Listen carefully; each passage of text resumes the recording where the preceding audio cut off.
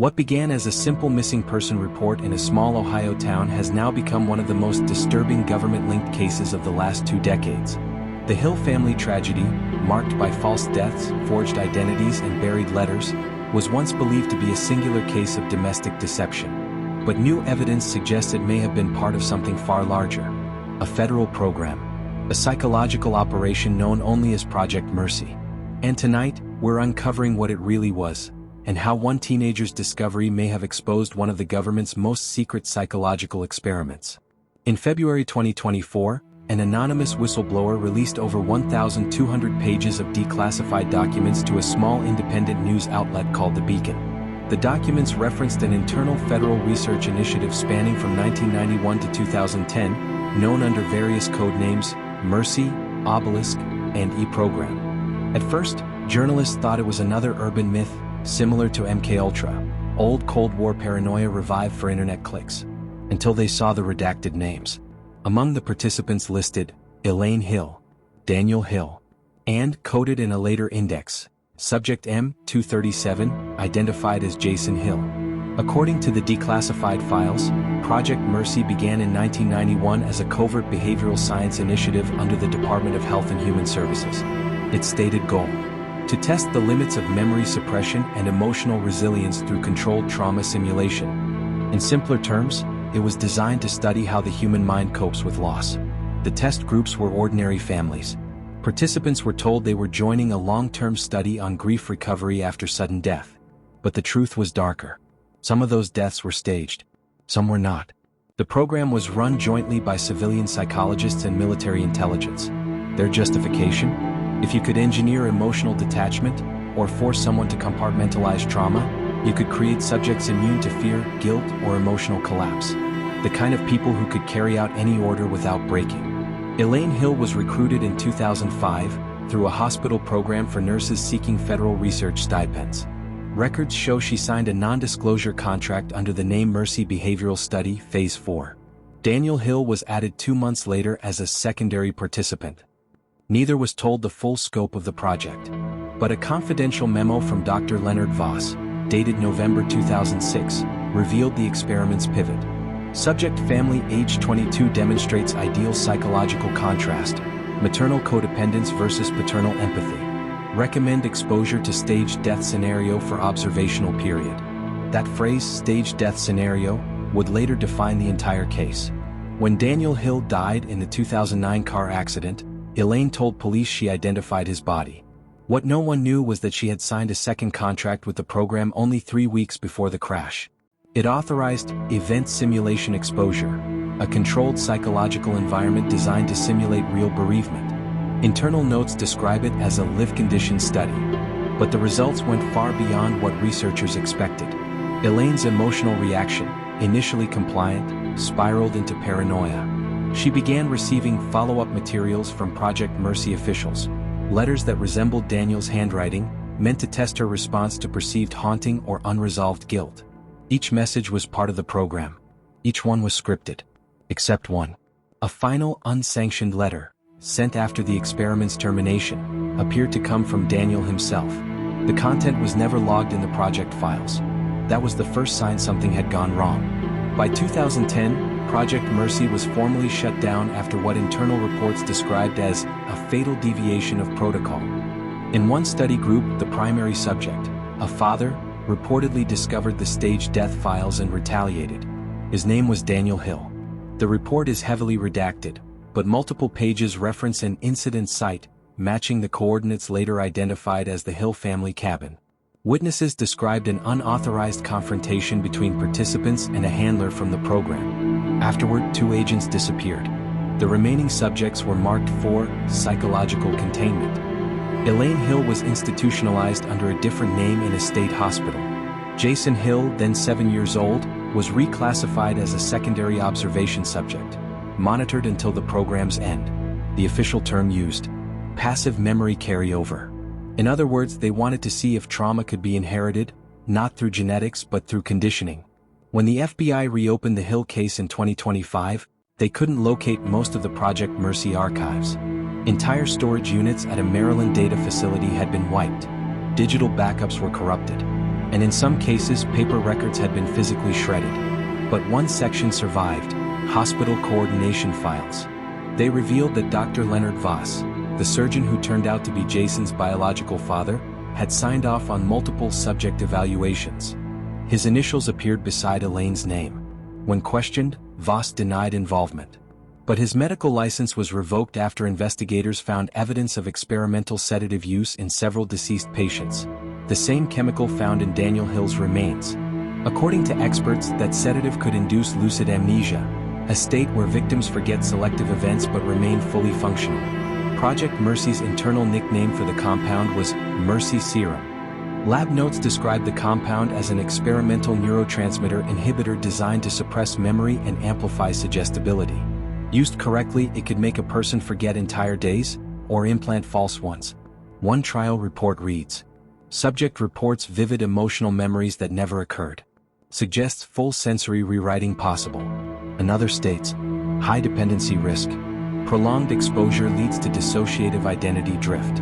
Elaine Hill's blood work, tested during her psychiatric evaluation, contained trace elements of that compound. So did Daniel's.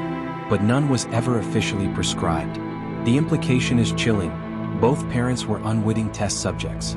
In 2027, investigative journalist Riley Grant began compiling leaked data from former Project Mercy technicians.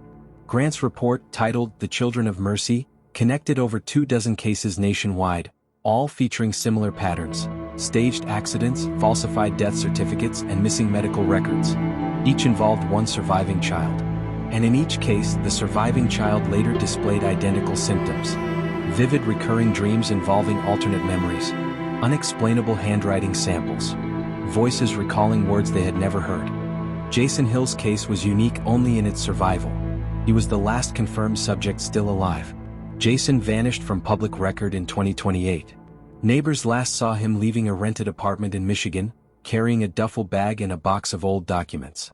3 weeks later, a note arrived at the Beacon. No signature, no return address. Read, "You're looking in the wrong place. Mercy didn't end. It just changed names." The note included coordinates to an abandoned government hospital in West Virginia. Investigators arrived 2 days later.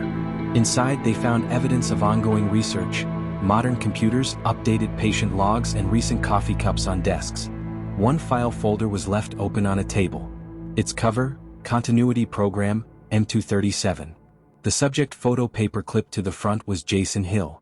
Internal memos obtained later from the Department of Defense suggested that Project Mercy had evolved into a new classified initiative, the Continuity Program. Its goal wasn't to erase memory anymore, but to transfer it. A briefing dated 2019 describes it as experimental behavioral preservation via induced empathy mapping. Theoretically, trauma can be replicated across subjects to produce predictable emotional outcomes. In plain terms, they wanted to make new people feel what the test subjects once felt, to recreate obedience through emotional inheritance. The experiment's premise was horrifyingly simple. If you could make one person relive another's trauma, you could control both. When agents examined the West Virginia site, they found 6 unmarked VHS tapes. Each one contained what appeared to be therapy sessions. In the footage, a young man, thin, pale, resembling Jason Hill, sat in a room answering questions from an unseen interviewer. The interviewer's voice was soft, detached. "When did you last see your mother?" "She never left," the subject replied. "She's in the letters." On the 4th tape, the interviewer asked, "Do you remember Project Mercy?" The subject smiled faintly and said, "It remembers me." The recordings ended abruptly. Analysis later confirmed that the voice matched Jason Hill's. The tapes were dated March 15, 2029, 7 months after he disappeared. Forensic analysts identified a recurring symbol in the tape's background, a small circle intersected by 2 parallel lines. It appeared on lab coats, ID tags, and file labels. The same symbol was found embossed on a hard drive seized from a contractor working under the Continuity Program. Internal data logs on that drive listed multiple active subjects across various states, each tagged by a numerical code. One of those codes was M237A. The A indicated secondary replication, meaning Jason Hill's memories or emotional profile had been copied into another participant. When a journalist tried to trace the file location, it redirected to a server in a current federal medical research branch, still operational. The access request was denied under Section 12 of the National Security Act. In 2030, a year after the tapes were discovered, an anonymous file was sent to multiple newsrooms. It contained an audio recording. Forensic review confirmed the speaker's voice as Jason Hill's, heavily distorted. He said, "They told me Project Mercy was about healing grief. It wasn't. It was about learning how to make grief. How to teach it, store it, and reuse it. They called me a carrier. They said emotions are data, and pain is the perfect code. They wanted to copy it. I think they succeeded." The file ended with heavy breathing, then silence. In the background, faintly, a second voice whispered something unintelligible. Spectral analysis identified 3 words. "We forgive you, Jason." The U.S. Department of Health and Human Services has never publicly confirmed or denied the existence of Project Mercy. In a written statement, a spokesperson said, "No such program currently operates under federal oversight." When asked about the Hill case specifically, the FBI referred to it as a private family tragedy with no criminal continuation. But independent investigators point to ongoing anomalies. Declassified budget lines marked behavioral resilience research. Multiple shell companies under names similar to Mercy Holdings LLC. And internal hiring documents listing positions for memory integration consultants. None of those positions exist in the public record. Experts who've studied the files believe Project Mercy's true goal was to synthesize empathy, to take human emotion and weaponize it. If you could recreate guilt and grief on demand, you could train soldiers to suppress remorse, influence juries, or destabilize communities. The Hill family was one of many, chosen because their personalities represented extremes of emotion: empathy, obsession, and innocence. Elaine's instability made her a perfect conduit. Daniel's compassion made him the ideal control. Jason, born between them, became the variable. He carried both, and that made him the key. Project Mercy wasn't trying to study trauma. It was trying to manufacture it. And Jason was their proof that it could be inherited. One final memo, dated April 2010 and signed by Dr. Leonard Voss, surfaced months after the investigation ended. Read. Subject M237 displays stable empathy replication following parental trauma. Recommend integration into long-term civilian monitoring. Emotional feedback loop suggests successful imprinting. Further replication viable. The signature at the bottom wasn't Voss's. Handwriting analysts confirmed it matched Daniel Hill's. This was 10 months after his confirmed death. The original document had been typed on the same model of typewriter found in the Hill cabin. In late 2031, the Beacon released a final follow-up documentary on the Hill case. The segment closed with footage of the old Hill residence, boarded up, overgrown, and silent. But when producers examined drone footage taken that night, they noticed something strange. In the attic window, just before the camera panned away, a faint glow flickered. A candlelight. The same kind Elaine Hill used to light every February 16th, the night her husband was said to have died. Local police investigated the property days later. No one was inside. But on the attic floor, written in dust, were 3 words: "Mercy forgives none." No footprints led in or out. Today, the official record lists Project Mercy as a discontinued behavioral health study. All related files remain classified under Section 8 of the Defense Behavioral Act. Elaine Hill's psychiatric facility was demolished in 2026. The land is now used by a private biomedical contractor. Dr. Leonard Voss disappeared in 2027. Interpol later connected his passport to a flight to Zurich, but no further records exist. Jason Hill remains missing. But in 2032, a DNA sample taken from a deceased male found near Lake Superior returned a 99.8% match to his profile. The coroner's report listed cause of death as exposure. Yet one detail stood out. Carved faintly into the man's left wrist were 2 intersecting lines forming a circle, the symbol of Project Mercy. Though Project Mercy was officially terminated, its influence quietly persists. Former researchers now lead trauma rehabilitation think tanks. Several private biotech firms have filed patents for synthetic empathy algorithms, software designed to map emotional reactions from recorded data. The most recent patent, filed under a shell company called Continuity Behavioral Systems, lists its chief developer as M. Daniels. Investigators believe the name is a pseudonym, but handwriting comparisons suggest a near-perfect match to Jason Hill's. If that's true, it means Jason didn't die by the lake. He became part of the project that destroyed his family. He became Project Mercy. No court ever ruled on the Hill case. No official ever stood trial, and no one ever took responsibility for what was done. But one truth remains: the human mind is programmable, memory is malleable, and mercy, when weaponized, becomes something far more dangerous. To this day, families of other study participants claim they still receive anonymous letters, handwritten, old paper, no return address. Each ends with the same line: "You were chosen for your empathy." Authorities say they're hoaxes, but handwriting experts say otherwise. They all match one man: Jason Hill.